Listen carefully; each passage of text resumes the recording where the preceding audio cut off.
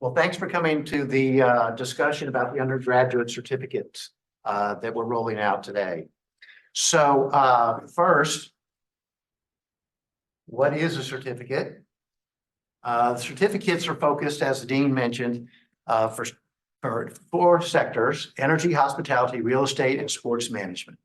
I think our expectation is that a student would pursue one of those certificates, even if they're interested in all of those areas. Each program, though, is focused on delivering industry-specific skills, building on foundational expertise you've developed through your business curriculum. So why should you do a certificate? Again, alluding to the prior conversation from the dean, whatever your foundational skill set is in business school, you're going to apply it in some industry. And what we find is that by getting those skills, knowledge, and frankly, the language of those industries, the trajectory of your career path is accelerated. So it's personally rewarding to the student to pursue a certificate and gain those skills. It also translates into communicating to employers that you have an interest in the area and that you have some knowledge base. So it begins to narrow some of the recruiting process as well. I think that's pretty helpful. They are very flexible. They're time efficient. We're talking about 4 courses over the course of 4 years. And they've been thoughtfully structured to build on each one of the areas so that as you progress, you end with some type of capstone covering a combination of skills you've learned for the certificate in that industry, plus you build on your foundational skills in business. So why an energy certificate? Well, jobs. Clearly, that is why everybody comes to Tulane, Freeman Business School, is to create a career path for themselves. Energy is a great career path. And then in a second, I'm going to turn it over to Laura and she'll talk about her career path. Traditional energy efficiency and motor vehicle jobs grow 50% faster than the rest of the economy, as there's a decoupling from energy growth and job growth. And as the International Energy Agency's World Energy Outlook report notes, that energy jobs are typically higher paying jobs. So lots of opportunities, highly compensated, and a tremendous amount of growth. Energy is ubiquitous, to use a word. It's in everything you do. So I think you step back and say, how can I get involved in energy even in another particular area? Well, you're either moving, making, or you're managing energy in some way. We're making conventional or renewable energy. That's what we learn about through the courses in our certificate. You're moving energy. It's not always produced in the area where it's being consumed. So we might be trading it. We do a lot of focus on commodity power trading. So you're trading energy. You're also transporting energy. Very important to get energy from where it's being produced to where it's being consumed. Huge business in that area. And then managing energy. And that one initially, people might say, I'm going to work for maybe a tech company. Many tech companies have VP of energy efficiency, VP of energy transition. And regardless of any business you're in, energy is a cost component, and you could be managing that cost component. Or you could be working to decrease the emissions associated with the energy that your company is using. So make it, move it, manage it, and make a difference. The other interesting thing, particularly about the generation that's coming into business school right now, is a real inflection point in energy, the concepts, and the future of what people think about energy. So the International Renewable Energy Agency would estimate $115 trillion to be spent in the energy transition between now and 2050. The gross domestic product of the planet is only $90 trillion a year. I mean, this is significant. Translates into a lot of business jobs, right? Because there's a lot of investment, a lot of management of those investments, and a lot of management of the expenses. But the transition in and of itself. So the same World Energy Outlook would say that there's tremendous growth in energy employment on the horizon. driven a lot by this energy transition investment to decarbonize. The other thing about energy is it is absolutely very hands-on. It's very experiential.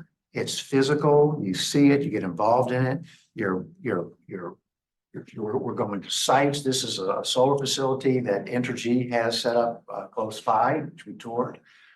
This is our trading room where we're actually trading commodities real time or trading power real time. And we work a lot of projects that are industry driven, real time. What can we do to solve your energy transition issue? So that very much of a hands-on and experiential. And why energy at Tulane and why at Freeman? We are in a pretty unique spot. So let's say you wanted to get involved in energy right here in New Orleans. We're a center and focal point of the energy transition business. More than a quarter of the gross domestic product of this state is in traditional upstream oil and gas and downstream energy processing. And yet we're also one of the lowest lying states. We are susceptible to storms, damage. So we are also looking to take advantage of the capital that's coming. So right, perfect focal point here. And I like to say often that Tulane is exactly the right size institution. So you've come to the right place, right? We're not too big. Nothing wrong with big, large state schools, but we're not too small, but just right, as they say. So there is a Tulane graduate in over 90% of Fortune 500 energy companies, one of which is going to speak to us in a second.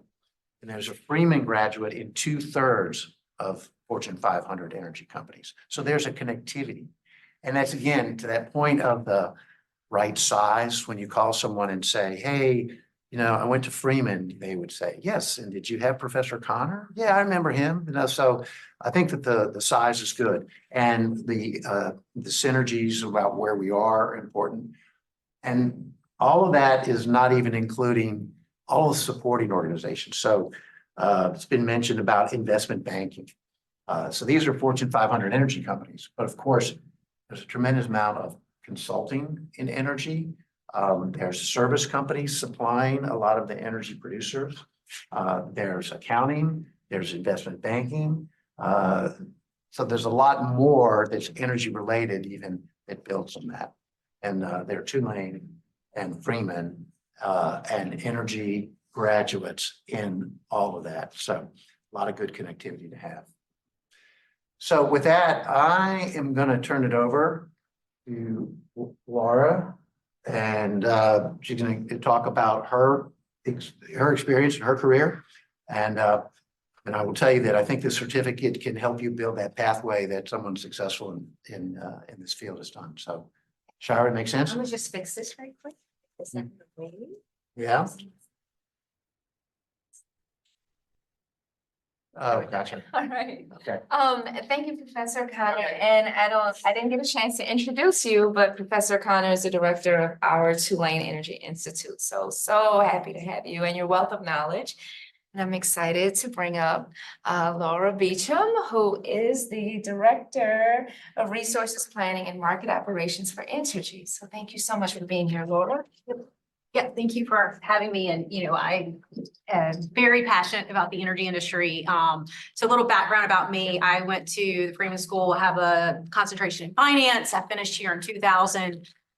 While I was at the Freeman School, I was extraordinarily fortunate to get offered an internship opportunity with Entergy. I wasn't quite sure what that meant or what I'd be doing.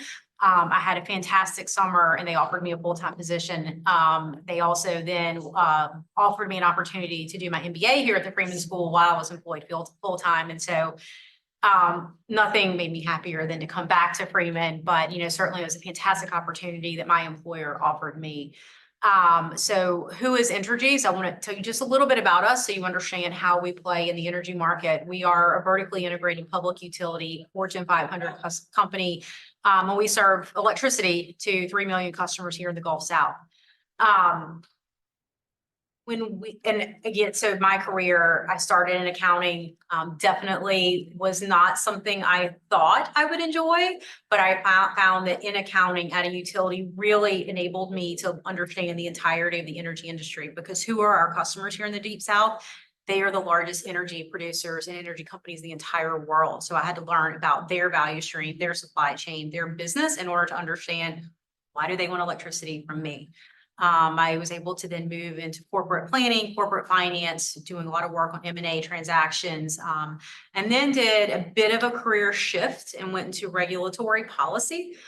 Something I certainly never expected to do in my career as a business major, become a subject matter expert on policy and how tariffs are designed to buy and sell electricity. And that's something I still continue to do in my current path. I went back to finance for a bit, few more stints in regulatory, and then I truly took an abrupt left turn and went to innovation.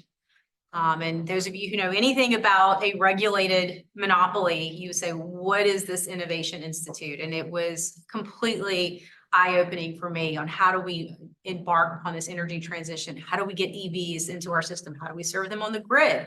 How do we create new demand-side management programs? What constitutes innovation? Because it's not necessarily a product, it may be a rate structure. And so I did that for a year and led a team. And then about 2.5 years ago, again, another, maybe shift back to the right of, hey, come lead our resource planning and market operations team. That's a mouthful. And what that means is we are the long-term strategy in the state of Louisiana. What's your generation strategy? Are you building gas? Are you retiring coal? Are you building solar? Is there an opportunity for wind? And also transmission strategy. If you're reading any of the articles today, there's every single day there's an article talking about transmission. How do you introduce renewables to the grid? How do you serve this power? And transmission is going to be the linchpin to that. So my team is focused on that, and then focused on the transition from our gas heavy portfolio. About 73% of our portfolio is natural gas today in the state of Louisiana. And we will be at 50% of our portfolio net zero or clean resources, a combination of solar and nuclear by the end of this decade. So it's a massive transition that we're undertaking right now. So I can talk all day about utilities and I'm happy to do that. But I want to talk about what does it really mean from an energy perspective in the US. The US will be, and not just the US, the Gulf South will be the global leaders in the energy transition. If carbon capture and sequestration is going to be solved in our lifetime, it's going to be solved in Louisiana because the geological aspects of our state that allows us to capture the or to store the carbon. But also if you look at the infrastructure available and the talent we have, the state in the Gulf South has built the energy industry globally, right? This has been sort of the lifeblood of that innovation. And so there's a lot that's going to be happening here. And globally, the unrest, energy insecurity that exists in parts of the world is really enabling the Gulf South to be the premier place to come site industry. And this industry is the green, blue, pink, every color of the rainbow, hydrogen facilities. It's going to be the ammonia. It's going to be companies looking to capture, do carbon sequestration. So there's a lot of opportunity. All these processes need electricity. We all know the Exxon Mobils and the Shells and the BASFs of the world, all the chemical oil manufacturing. And Pierre touched on this a little bit. What you don't think about when you think about energy companies is Meta, Microsoft, AWS. Those companies have not just energy efficiency. That's they have energy components. They have utilities that are every bit as bigger and more sophisticated as any utility company that exists in the world. And that's because their new industry is energy and how they are now our direct competitors, even as a regulated monopoly. They're coming in, they're building generation, they're bringing demand side management programs. And what they also are doing, and if you read what's happening with AI and data centers, those are those companies. They are going to take more electricity and energy than this world has ever seen. And if you look in Virginia, just around Dulles Airport, fly into Dulles, all you see are warehouses, data centers.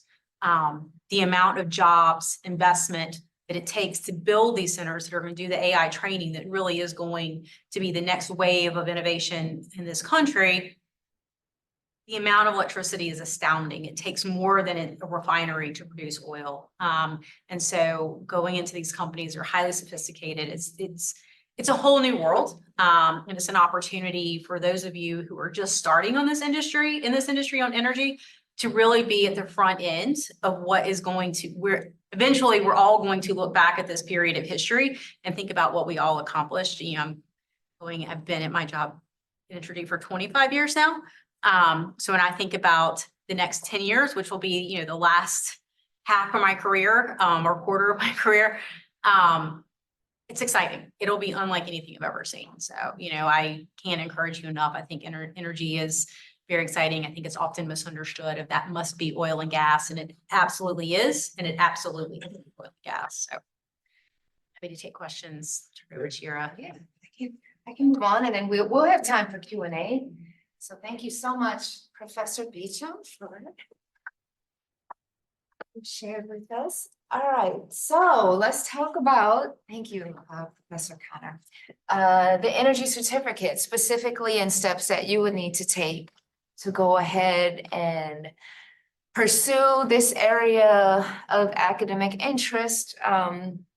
It's a very, you know, structured format that we have for you. Pretty straightforward. You know, you will start off with Energy 4100. This is just a popular course. And I want to say, generally speaking, BSM students who take energy courses really do have awesome feedback, and they find themselves wanting to take more courses, because I think, you know, they have expectations going in, and then once they experience and get the lessons and learn more about renewables, oil and gas, you know, utilities, it's like, this really is the way of the world, the way of the future, and a direction I'm enjoying going in.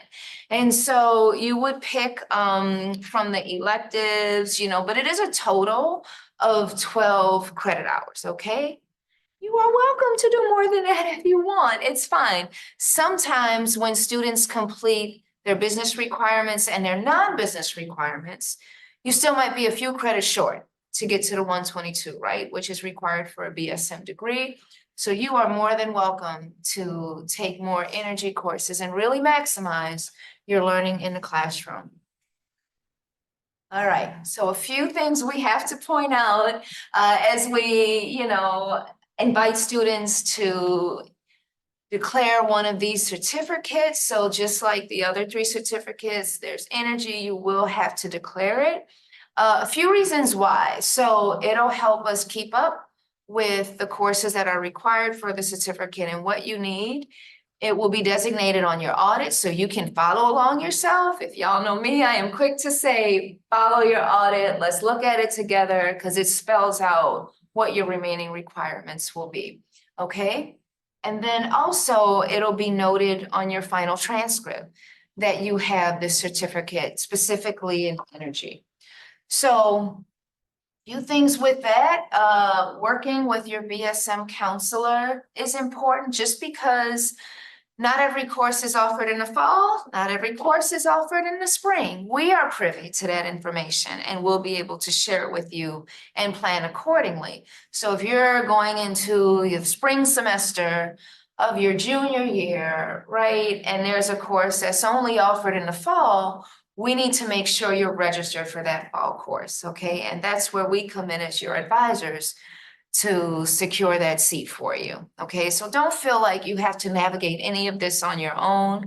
We're here, we do the hand holding, yes. If I'm exchange student, I'm also eligible to declare, to receive a certificate. So yes, you would work Because- with Mary in our, so you're a Freeman Exchange student? Yes, and I completed 4 energy courses. Okay, so yeah, we'll talk about that. And then do you know if it's actually shows on your audit?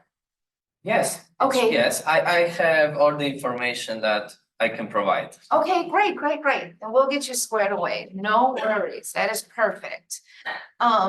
Fortunately, you know, these courses can count towards your general business elective. So it's not any additional coursework. So students, BSM students have their business major that they have to declare. And of course you have 4 courses or 12 credit hours worth of general business electives, these certificate courses can roll right into that, right? So no one should feel like, I don't know if I can do this. I'm a double major, and then I'm also environmental studies, and how can I make all this work? We will make it work for you, right? So it doesn't feel like an academic burden, especially if this is an area you're genuinely interested in and you want to pursue, or you just want to explore. It excites you, you're interested in it. It is only, again, 12 credit hours, so 4 courses. So we just want to make sure that you are meeting the program requirements and not taking a course you don't need. But let's say you took courses already, there are opportunities for review, to see what you did, even though we say no petitioning or substituting courses, because moving forward, we want to make sure that students stick to the specific requirement courses for the program. Any questions here? It's pretty straightforward, And so the big thing is that we just want to make sure that you are declaring the certificate of choice. And so you would contact your BSM counselor to say, you send an email like, I want to declare energy. And so we'll get you started and meet with you and talk details. Okay, so now is the Q&A. So feel free to ask these 2 experts any questions that you have or share feedback. We're so happy y'all are here and y'all are here as well. So maybe I'll ask. Because it's my last semester here, and I would want to expand my career in energy, or let's say future purpose of creating company that is associated with energy. And if I'm looking for a job, and do you have an open, offices or anything that is associated with receiving a job here? As an energy or? Yeah, so you can look at our website, and I try to share postings as much as I can here, but you can certainly look at our website, and we have openings all the time. We have our corporate offices are here in New Orleans. We're headquartered downtown. We also serve Mississippi, Arkansas, and then we have a big office in the Woodlands, Texas, which is north of Houston. And that's where a lot of our advanced economic planning, our trading desk is there.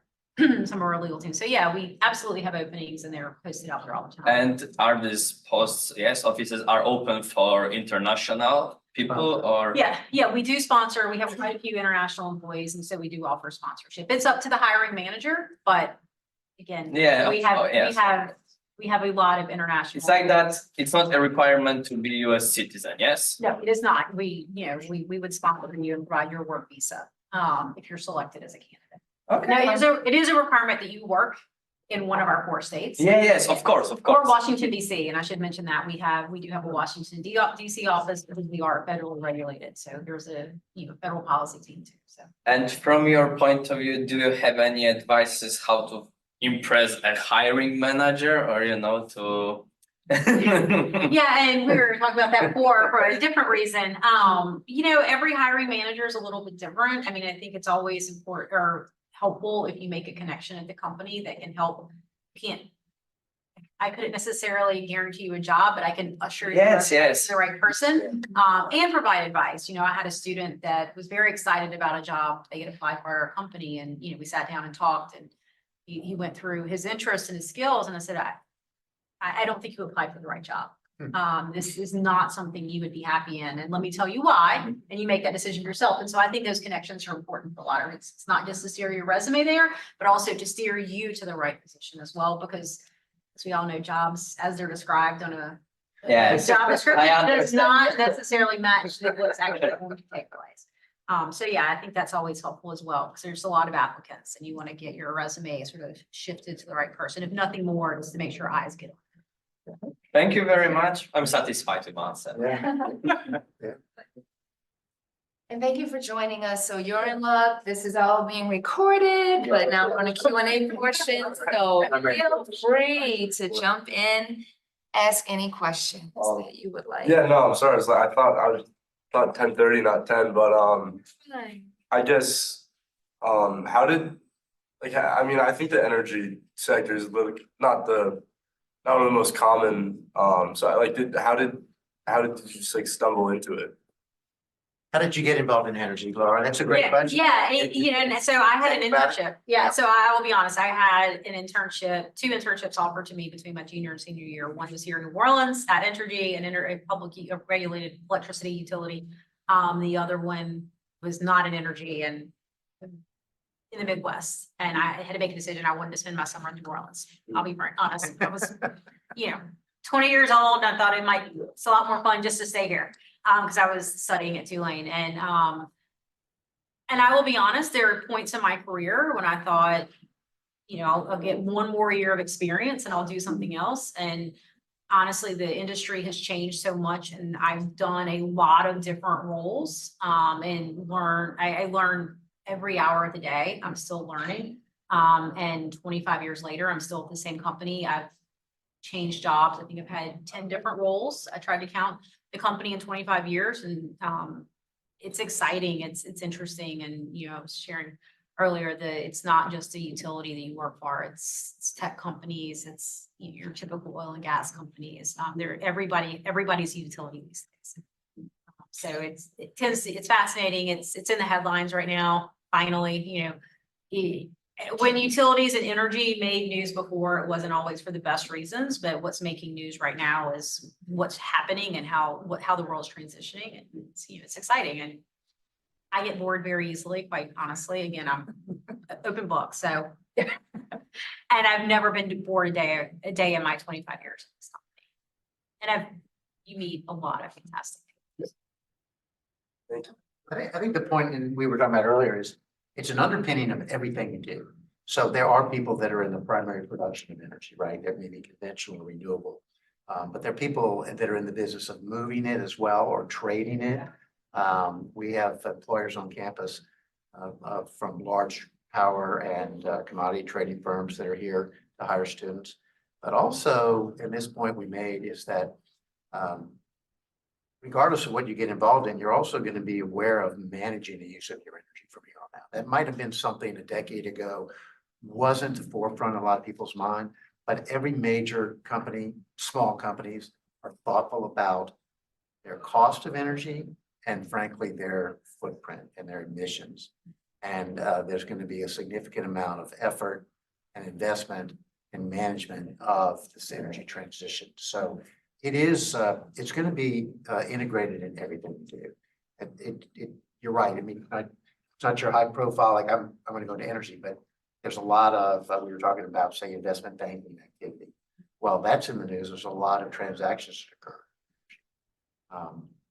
It does grow faster than the rest of the economy because there's an effort, not just to manage the increase in energy demand use, but also an increase in energy efficiency and transition. So the job market grows pretty tremendously relative to being an understanding of energy. And it really is in every age. Yeah. It's, to make this, name 10, it takes energy, right? There's a facility that produced the paper, and, the desk, there's plastic in this desk, there's a chemical that produce that. The energy is infinite. You can think about it in so many different ways, but it's in literally everything we do, touch, see, feel, exciting.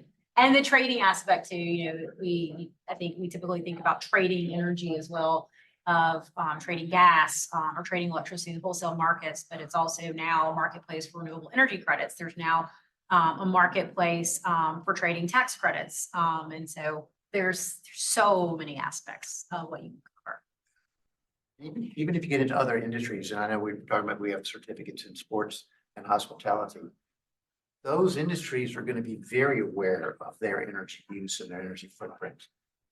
We have a firm that we work with, works on energy efficiency, and they have contracts with some of the largest stadiums in the country to manage their energy use, and thoughtful about how that transition occurs too. So.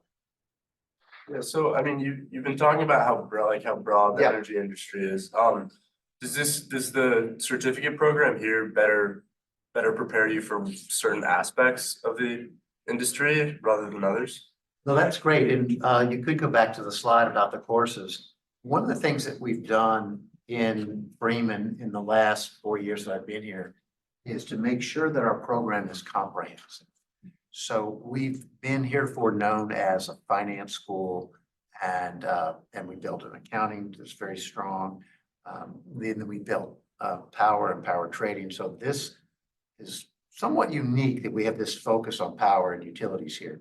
But we also have added a renewable and sustainable trend towards some of these. So I think the answer is you can direct within energy your interest into, say, I want to do trading. And, Professor Beecham teaches power, electric power markets, and that's a great fit for that. Or we teach energy investment banking. So the answer is, you're right. I've said it's very broad and it's involved in everything that you're engaged in, but then you can begin to narrow that specific aspect of energy and show that you have that skill set to an employer. And also ensure that that is the direction you want to go too, right? Yeah, good question. We also have the Energy Institute at Tulane. So as an additional resource that you can go to get that one-on-one, conversation and insight into opportunities. Good point. We do have a fairly long-standing Energy Institute, which has like an energy club and does have 30 energy executives on our advisory board. And they're from all, aspects of energy that we talked about, whether it's finance or whether it's operations or whether it's power. And so those individuals help mentor and connect with students too. I'll put in a plug. We have one of our energy grads from Freeman, who's also on the advisory board, speaking in the power trading class at 11 a.m. That's right. About, contracting renewables and structuring deals. So I'll put in a plug if you'd like to meet someone that's going to be in the building here in the next little bit and spending an hour and a half with some of our students. She's also with a very large international power provider, electricity. Are there any other questions before we wrap up? Okay, well, thank you, Thanks. Professor Beecham, Professor Connor, Yeah, for your no, wealth of knowledge and just for making the world a better and more efficient place to live. Thank you all for joining us. And y'all are in luck also because we also have a Masters of Energy program at Freeman. And so these courses can count towards that graduate degree as well. So I'll leave y'all with that. Thank you very much. And so we'll have a reception in an atrium as well as the other certificates if you want to learn more. Great. Thank Thanks, you all. Thank you.